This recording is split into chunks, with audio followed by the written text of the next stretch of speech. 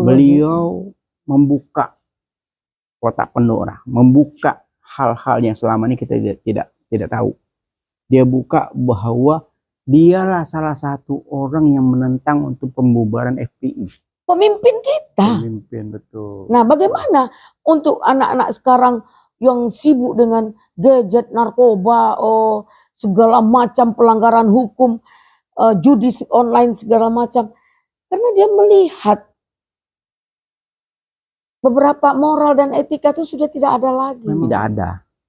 Tidak ada satu LSM pun, tidak ada satu apapun di negeri ini sebesar FPI berbaktinya mereka itu kepada rakyat. Kita tidak akan mungkin melarang orang untuk politik uang karena itu sulit. Walaupun itu melanggar aturan dan hukum, tapi kita gunakan akal sehat untuk nomor urut 1 presiden.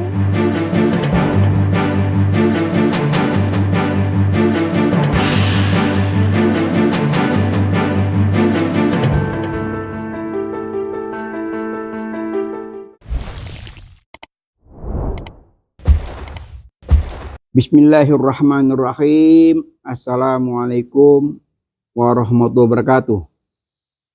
Waalaikumsalam warahmatullahi wabarakatuh. Jumpa lagi. Apa kabar Bunda? Sehat-sehat? Sehat, alhamdulillah. Alhamdulillah. Jumpa lagi dengan Bunda Elida Neti. Ini pengacara senior, caleg ya dari Dapil Riau ya. Siap ya. Dari PKS ya. PKS nomor 7.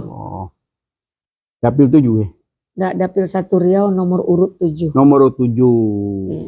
Luar biasa. Ini lama menghilang, rupanya sibuk nih Bunda nih. Sibuk luar biasa. Luar biasa. Menyibuk-nyibukkan diri karena banyak hal yang harus kita lakukan. Enggak mungkin semua kita bisa merangkul atau mengambil sikap di semua tempat, nggak bisa. Karena kita harus fokus. Fokus ya. Jadi lumayan lama nih. Ada hampir 2 bulan nggak kelihatan nih. Ya begitulah, Bib, karena bolak-balik. Terus di sini ada juga beberapa perkara, ada juga kayak kemarin kita kebetulan almarhum istrinya Habib Rizik, kita ikut pemakaman. Udah ikut ke pemakaman? Ikut pemakaman, karena beliau orang baik. Beliau juga bagaimanapun beliau yang mengakibatkan Habib. Berarti pagi kemarin Bunda di Petamburan? Pagi saya masih di Riau. Saya dapat kabar waktu itu jam 5:30, 6. Berarti langsung ikut pemakaman yang di Megamendung? Iya. Gitu. Jadi saya langsung berangkat pagi subuh. Kemudian dari airport saya langsung ke Megamendung. Kalau saya pagi jam 6 pagi sudah di sana. Itu jam ada tahlilan, ada fardu kifayah di situ. Jadi situ kita jam 6 sudah kumpul situ. Sebelumnya sudah penuh jamaah. Kita tahlil, baca segala macam sampai prosesi sholat ya. Sholat, dan ada juga sambutan semacam testimoni ya. Testimoni Habib Rizik kepada istrinya yang sudah 35 tahun mendampingi ya. Masya Allah. Ya, kita mendengarnya sangat terharu ya. Tapi dalam kesempatan yang luar biasa. Kita harus bangga menjadi istri Habib. Sakinah, mawaddah, warahmah. Dan istri Habib juga orang yang sangat memuliakan suaminya. Mujahidah. Semoga ditempatkan di surga firdausnya Allah SWT. Karena memang kalau kita dengar testimoni dari suaminya Habibana Muhammad Rizik Syihab itu kita sempat terharu ya. Banyak yang meneteskan air mata. Karena memang situ juga ada banyak tokoh ya. Ada Habib Salim Al-Jufri dari PKS. Ada Sukron Makmun. Lengkap semua tokoh-tokoh nasional ada di situ. Dan semua terharu ya. Nah, saya juga sampai ke ke mobil ambulan ya. Ambulan diberangkatkan langsung ke Megamendung gitu ya. Saya dapat ketika ibu-ibu yang tahlilan pertama kan kaum bapak-bapak, Habib, semuanya. Kemudian baru kita perempuan. Nah disitulah alhamdulillah saya bersama anaknya, menantu dan cucu-cucunya ikut menabur bunga dan membacakan salawat ketika menyiram air penyejuk itu. Di pemakaman ya? Ya, di pemakaman. Alhamdulillah saya bahagia ikut mengantarkan, ikut memberikan ucap belasungkawa langsung dan minta maaf kepada ahli bait. Saya pernah mengenal dia, terus dan di situ luar biasa saya sekalian berziarah dan ada laskar mujahid yang 6 orang itu. Iya betul. Di situ ternyata di situ disemayamkan, dikebumikan di situ. Setelah itu ada ibunya Ibu Saripah, kemudian Umi Saripahnya ada di situ. Jadi luar biasa. Dan itu tempatnya mendaki gunung loh, Bib. Tuh, saya udah pernah ke sana. Oh, udah pernah. Saya sampai ke situ terharu. Kenapa? Ada yang memikirkan hal seperti itu. Di tengah hutan ya? Di tengah hutan. Luar biasa. Pantas kita menyebutnya Habibana, Habib Rizik. Memang kalau lihat kesaksian daripada suaminya itu, ya kita sebetulnya prihatin ya dalam kondisi yang Habibana itu memerlukan support moral terutama ya.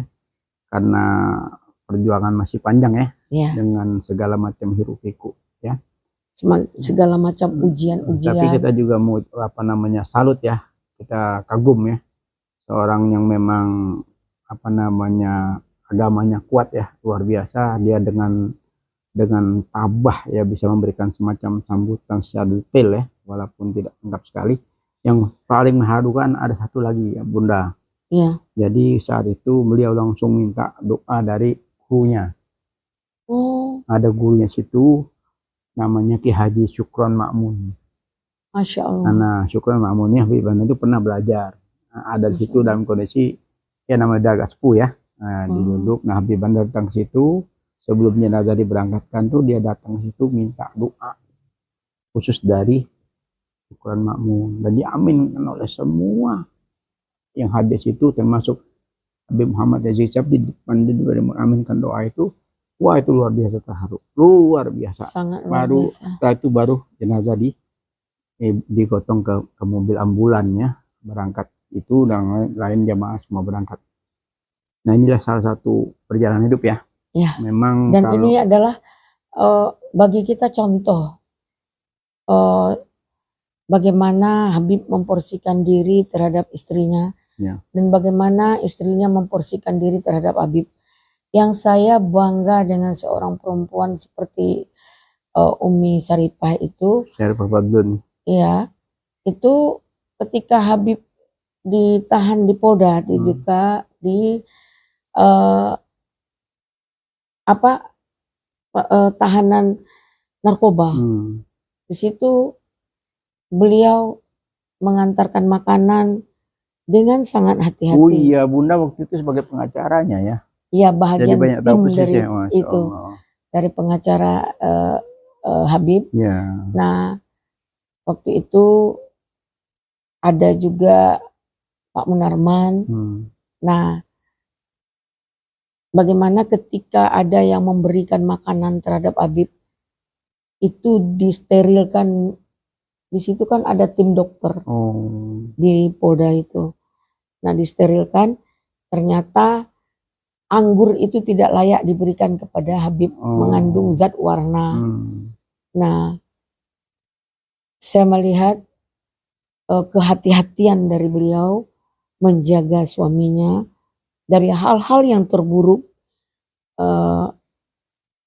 karena dia yakin suaminya dilindungi oleh Allah, namun kita harus melakukan kehati-hatian dalam tetap ikhtiar ya. Ikhtiar.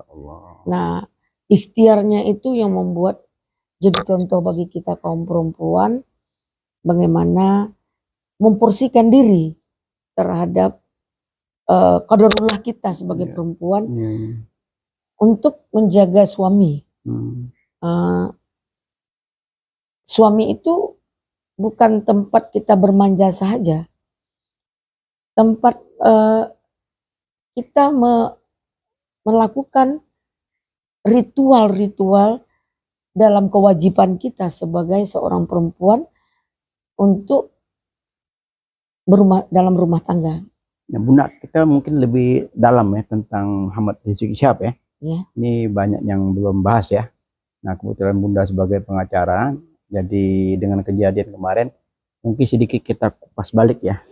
Bagaimana proses menurut Bunda nih ya, proses hukum beliau itu yang semua menjadi tanda tanya besar ya. Sampai sekarang kan belum terjawab ya. Sampai detik ini saya dengar juga beliau juga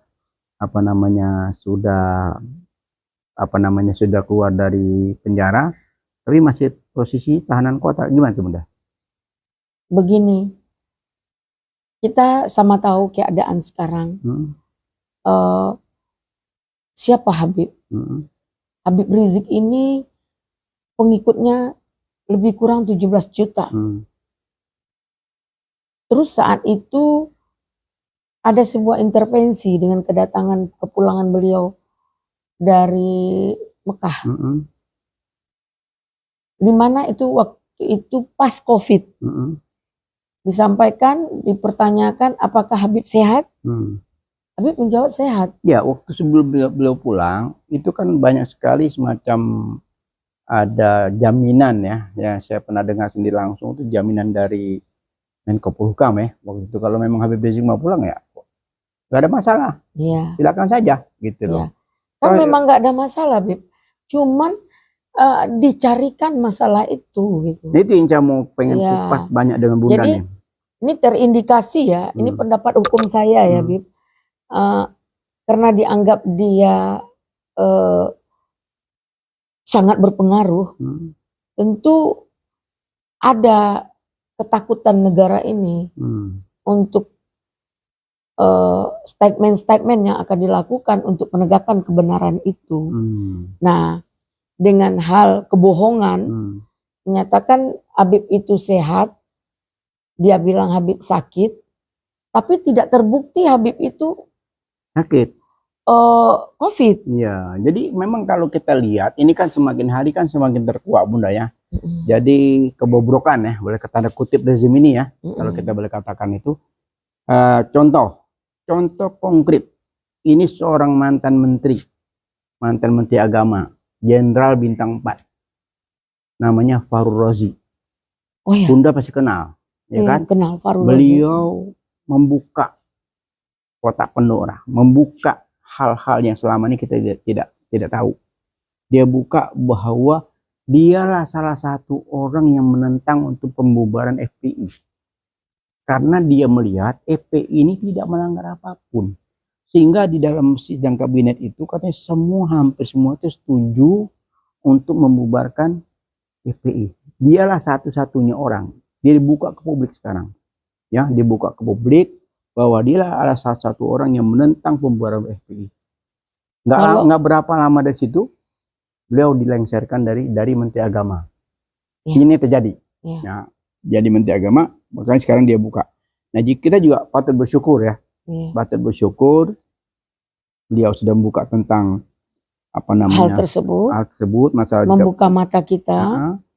KPK pun sama, sudah dibuka juga oleh mantan ketua KPK Agus Raharjo.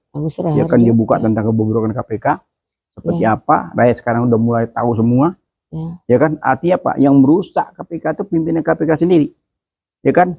Nah, ditambah lagi yang merusak pimpinan MK, yang merusak MK, pimpinan MK sendiri. Arti karut marut kita ini kan semakin. Berarti kalau begitu yang merusak bangsa ini pimpinan bangsa itu sendiri. Sip. Itu pernah saya katakan. Ya.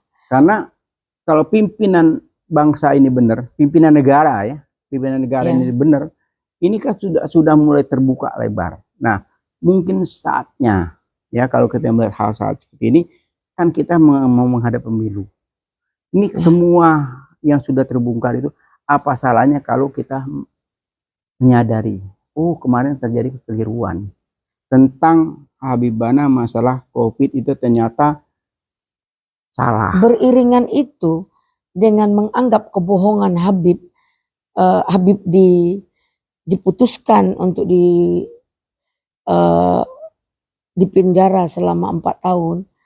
Nah, kita merasa tidak ada keadilan, makanya kami dengan tim Egy Sujana menggugat atas kebohongan-kebohongan yang lain. Seperti kebohongan yang terjadi pada presiden itu sendiri. Ada 66 kebohongan yang kita gugat saat itu. Nah, jika satu kebohongan, anggaplah Habib berbohong, anggap. Sebenarnya Habib nggak berbohong.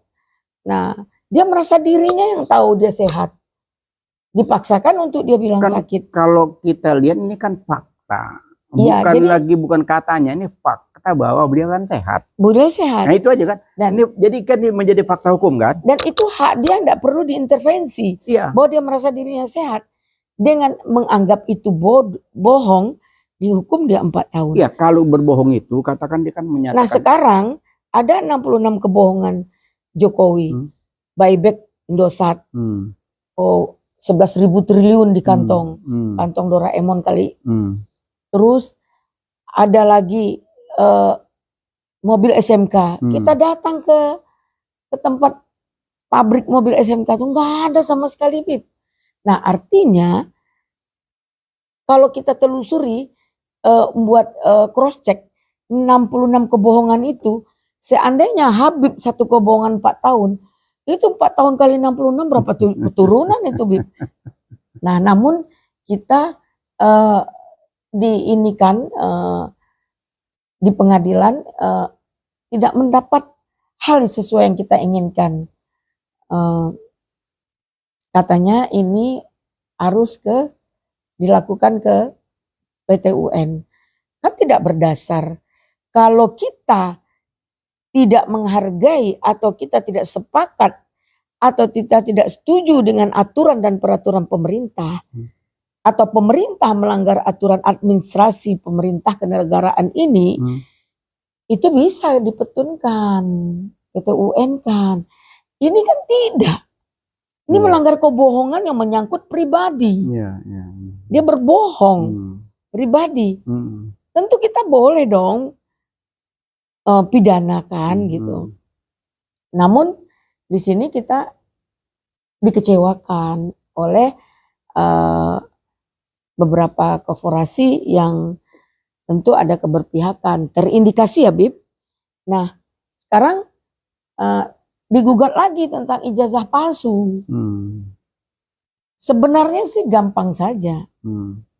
Kalau memang mau dia menenangkan, tidak ada suuzon, malu kita Bib, bukan di Indonesia aja, luar negeri. Kemarin saya ke Singapura Bib, orang bertanya ke kita, Indonesia katanya, iya, oh tidak bagus. Pelayanannya ke kita juga kurang enak, karena dia tidak kurang menghargai Indonesia. Nah itulah akibat apa? Akibat moral dan etika pemimpin kita. Betul. Nah bagaimana untuk anak-anak sekarang yang sibuk dengan gadget, narkoba, segala macam pelanggaran hukum, judi online segala macam. Karena dia melihat beberapa moral dan etika itu sudah tidak ada lagi. Memang Bunda kalau kita melihat sekarang ini kan kita lihat sendiri. Yang lebih memalukan lagi ya. Wakil Menteri Menkumham. Itu pun terlibat korupsi. Ini kan yang menjadi tanya besar kita kan.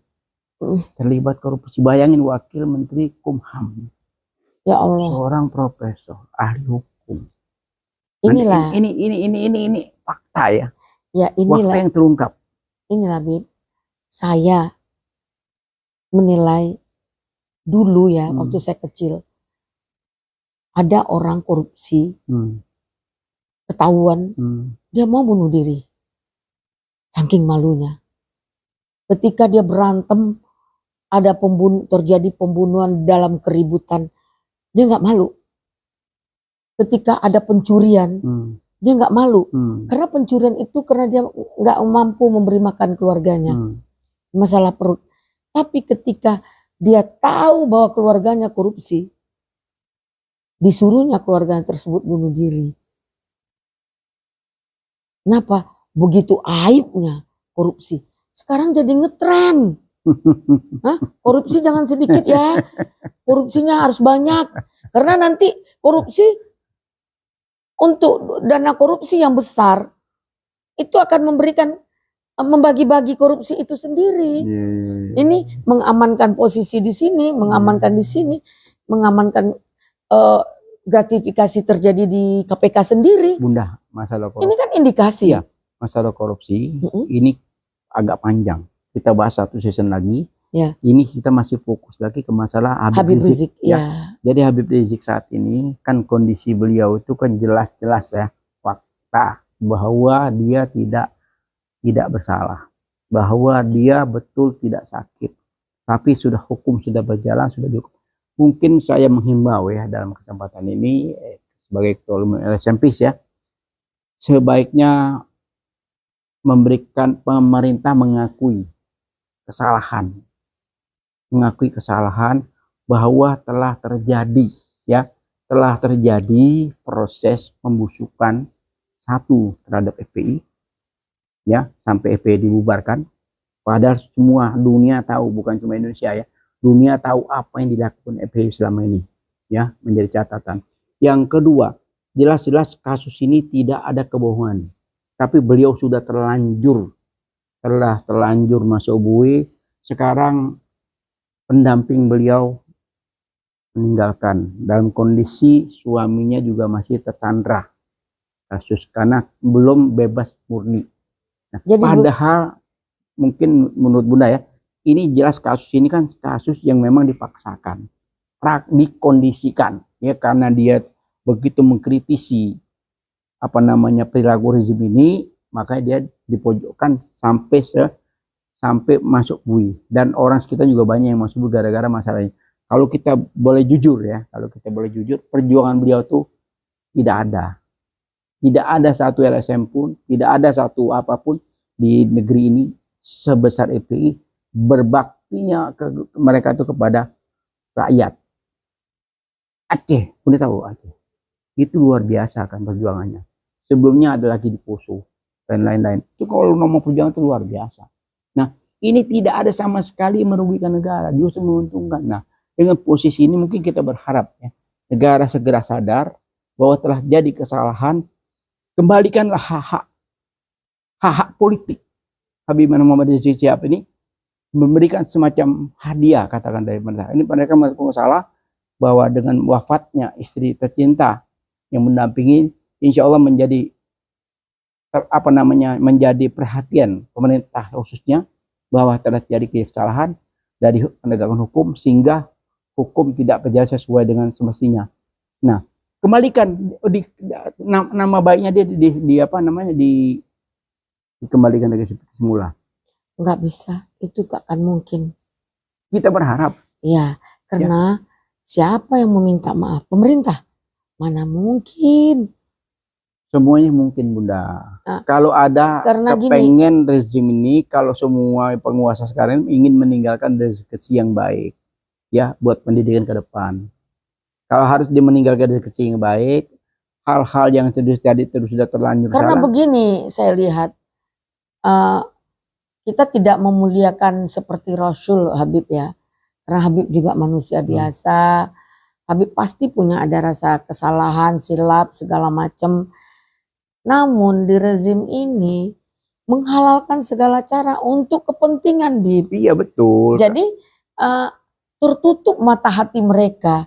Sulit kita mencari persoalan ini menjadi smooth aja sulit. Kalau saya bilang enggak juga sulit. Ya, di satu sisi memang mereka mau seperti itu. Tapi dengan satu persatu app terbuka sendiri oleh orang terdekat, Andi Wijayanto dia buka. Bunda mungkin ikuti ya. Ya. Apa yang Andi Wijayanto sampai dia keluar dari Gubernur Lemhanas, gara-gara apa? Gara-gara dia buka semua app-nya. Kan ini kan namanya kejahatan itu tidak bisa dikubur. Kejahatan akan terbuka pada saatnya. Ya. Nah, jadi kalau memang katakan tadi itu terlanjur itu salah, sudah apa namanya, masih Kadang-kadang ada waktu untuk dikembalikan lagi. kadang saya bingung saat-saat mereka membuka itu di ujung tanduk. Jadi baik dari DPR bercuat-cuat seperti itu, padahal di DPR itu sendiri ada mafia-mafia korupsinya. Baik di KPK, cuap-cuap kayak gitu. Padahal mereka juga mafia korupsi. Di penghujung seperti ini saling buka, saling bongkar. Ini terbongkar, ini terbongkar. Di penghujung pemerintahan Jokowi ini maksudnya apa? Apakah mereka ingin cuci tangan? Apakah mereka ingin menyatakan bahwa selama ini mereka seperti apa? Hello, kemana aja mereka selama ini? Ya, tapi nggak apa-apa Bunda, kita bersyukur. Ya, Ya. Kita bersyukur karena masih banyak orang yang baik. Ya, terbukti Masih selama ini banyak orang yang baik tersandra. Tapi sesuai dengan ucapan para aktivis, diamnya orang baik, semena-mena orang jahat. Ya. Jadi kalau kita diam ditindas, bangkit melawan, teruslah maju dalam perjuangan penegakan kebatilan dan keadilan, penegakan hukum. Apalagi kalau datang hukum Tuhan. Udah, itu kembali lagi ke kasusnya Habibana ya. Ya. Bisa nggak kita mengajukan semacam gugatan kembali bahwa kemarin telah terjadi proses kesalahan? Bisa nggak? Bisa. Bisa kan? Bisa. Kalau ada novum yang kita temui dan setelah dia bebas murni. Tunggu bebas murni dulu, iya, baru bisa. Iya, diajukan gugat balik setelah ada novum baru. Nah, nggak ada ini. Jadi kalau bagi saya menilai saat ini mau kita bermati-matian, bersimbah darah dalam mengungkapkan kebenaran, rasanya itu nggak penting banget. Karena kita mari bertumpah darah, mari bermati-matian, itu penegak untuk mencari keadilan dalam kepastian hukum, nggak apa-apa. Tapi atau membenarkan nggak penting. Oh, saya lah yang benar, nggak penting. Karena anak TK tahu kebenaran itu dilihat dari mata mereka seperti apa. Nah, bagaimana kita berteriak kebenaran, bagaimana? Sementara yang dikatakan pemimpin, ibarat kata, adalah imam. Jika imam kita salah, kita sudah 3 kali batuk. Memberikan isyarat bahwa dia itu salah, dia masih terus, mending kita lanjutkan, putuskan berimam. Atau selesaikan sholat kita dengan baca assalamualaikum, cari sah baru kita sholat sendiri. Ngapain kita berimam terus? Nah, jika imam dengan makmumnya, makmum tidak ikut kepada imam, imam seperti apa dia? Berarti dia nggak punya makmum. Nah, biarkan dia. Akhirnya, ibarat kata kalau imam sudah jalan sendiri, dia dipanggil apa lagi? Nah, ini menarik. Dia tidak akan dipanggil imam. Ini menarik nih, ini menarik. Karena tidak punya makmum. Ya, jadi sekarang mulai apa yang Bunda katakan, ini ada session sendiri kita bahas karena sangat menarik. Imam ditinggalkan makmumnya. Ya. Ini luar biasa kita bahas topik. Sama dengan begini, ada satu instansi, Habib ketua, ada bendahara, ada sekretaris, ada segala macam.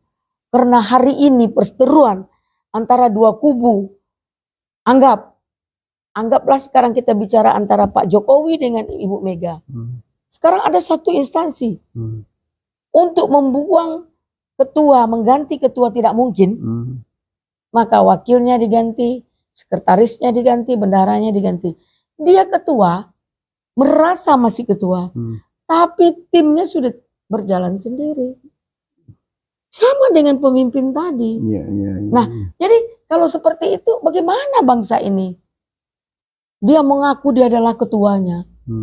Dia mengaku dia adalah pemimpinnya. Dia mengaku adalah dia imamnya.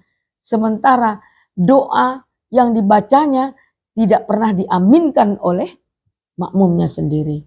Silahkan kau baca apa? Silahkan kau mau baca ayat apapun. Saya sudah bacakan tadi, sudah putuskan untuk tidak berimam lagi. Dan saya sudah menjadi sholat sendiri-sendiri. Masya Allah. Karena semua yang dilihat di mata itu tidak bisa ketika yang diketahui oleh Allah. Allah Maha tahu apa yang kita lakukan. Betul. Nah sekarang bagaimana pemimpin bangsa ini meluruskan niatnya. Semua itu terjadi pada niat. Jangan dikira kita menjadi pemimpin itu abadi. Ada yang menyampaikan orang hebat katanya Firaun aja tumbang. Jadi ada langit di atas langit ya? Nah, ada langit di atas langit. Ibarat kata ada masanya, ada orangnya. Ada orangnya, ada masanya. Suatu saat, sekarang masa mereka, jangan kita jadi konyol, mengorbankan diri untuk masa mereka. Nah, suatu saat ada masa kita. Ya, beberapa hari ke depan. Berapa hari ke depan? Insya Allah tanggal 14 Februari. Insya Allah. Bahasanya PKS berkibar. Amin Bunda ya Rabbil terpilih Alamin. sebagai anggota DPR. Amin ya Allah. Apapun yang Bunda galaukan saat ini bisa diperbaiki di DPR. Ya, kita berdoa dan berusaha.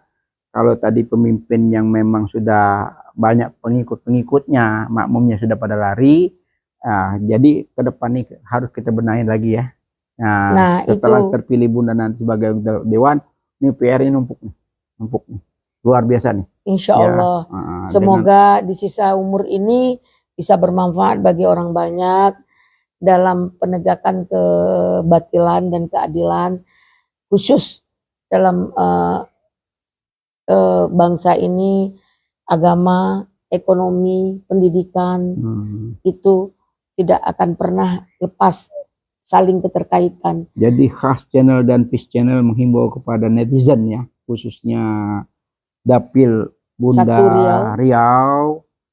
Ini salah satu caleg ya, caleg yang menguasai hukum, yang sangat kritis dengan rezim ini ya. Semua Bunda, siapa yang tidak kenal dengan Bunda Ledaniti ini? Siapa yang tidak kenal? Beliau ini salah satu orang yang paling gigih dengan Prof. Egy Sujana ya, menegakkan hukum di negeri ini ya. Sampai detik ini beliau ini tidak pernah kalah ya, dan mati terus berjuang. Tidak menyerah. Nah, untuk kebaikan bangsa dan negara ya. Ya, terutama untuk ulama dan aktivis-aktivis yang terzolimi.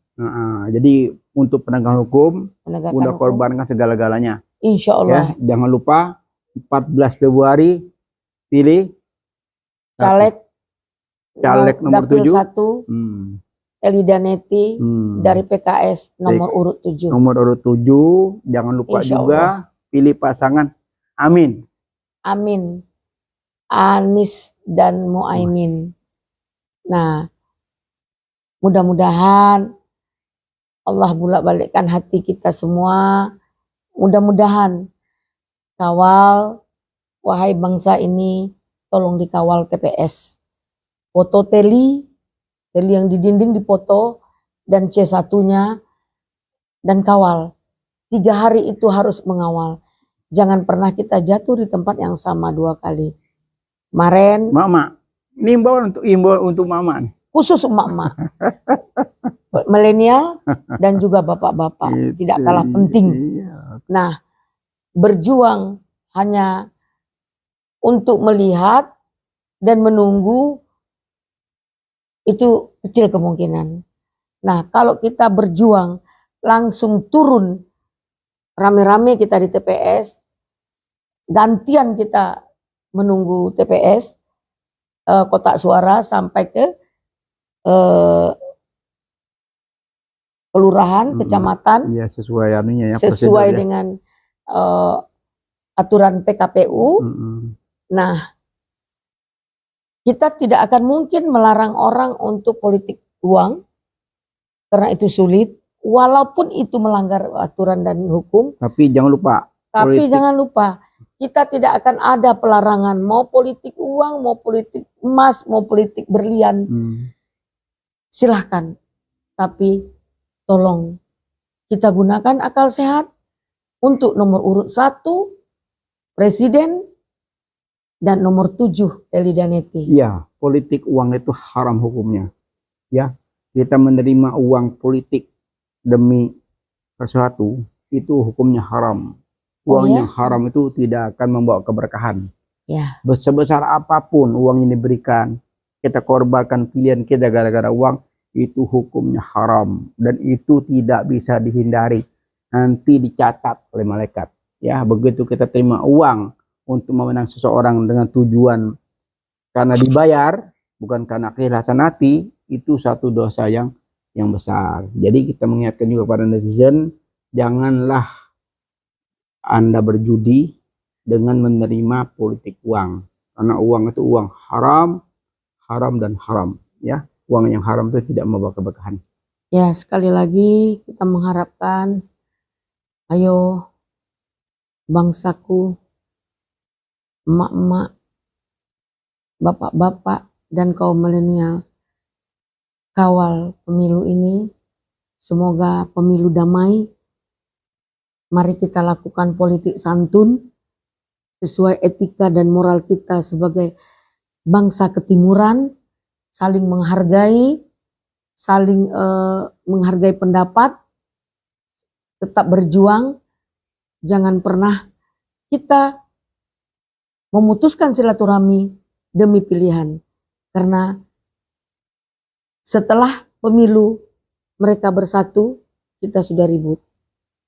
Kemarin kami sebagai orang Prabowo, mungkin Prabowo itu udah dua kali mimpi, kita masih Prabowo Sandi jam 2 jam 3 malam. Belum kering air mata darah ini, dia udah bersatu. Apakah dia tahu perjuangan kita? Ya. Apakah dia tahu apa yang kita lakukan? Bunda, kita ya sementara lupakan saja dua, ya kita ingat satu aja lah. Satu dan satu. Insya Allah. 1 dan 7 caleg DPR dari Riau. Amin. Insya Allah dengan nawa itu ini sudah membuktikan, ada menjadi catatan bahwa Bunda Eli Daneti ini salah satu pejuang hukum yang gigih luar biasa. Ya, ini patut dicontoh oleh generasi muda, ya terutama ahli-ahli hukum, ya anak-anak muda sekarang turut ya ikuti jejak beliau sebagai ahli hukum, sebagai lawyer yang setiap saat membela kebenaran, menegakkan kebenaran walaupun itu begitu susah, termasuk mendampingi Habib Rizik sebagai pengacaranya. Tadi banyak diungkap tentang kedekatan beliau dengan keluarga Habib Rizik, banyak tentang itu yang sudah kita kupas sebenarnya. Ya. Nah, insya Allah dalam waktu beberapa hari ke depan kita sudah mendapatkan satu keberhasilan ya. 14 Februari ini merupakan kemenangan untuk proses pemilihan umum dan insya Allah satu putaran Anies Baswedan menang. Ya, kita berharap semakin cepat, semakin bagus, dan kita juga tidak berharap setelah pemilu ini semua rukun kembali, karena kita nanti akan ketemu lagi di pemilu yang akan datang, karena ini menjadikan rutinitas setiap 5 tahun terjadi proses suksesi ya kepemimpinan. Ya, siapa pun yang belum punya kesempatan sekarang masih ada 5 tahun ke depan. Gitu mudah ya. Ya. Nah, baiklah kita akhiri tentang dengan tentang debat kemarin. Tentang debat kemarin kita bahas nanti satu session lagi karena banyak termasuk kasus-kasus yang terkini ya. Jadi imam yang ditinggalkan oleh makmumnya itu juga banyak yang menarik untuk kita bahas. Wabillahi taufik wal hidayah. Assalamualaikum warahmatullahi wabarakatuh. Waalaikumsalam warahmatullahi wabarakatuh. Terima kasih Bunda. Jangan lupa channel Has dan Peace. Insya Allah channel ini mendapatkan inspirasi dan pengalaman-pengalaman dari tokoh-tokoh yang ada di channel Has dan Peace. Jangan lupa ikuti juga, kita juga punya semacam jejak pendapat polling ya tentang kondisi terkini.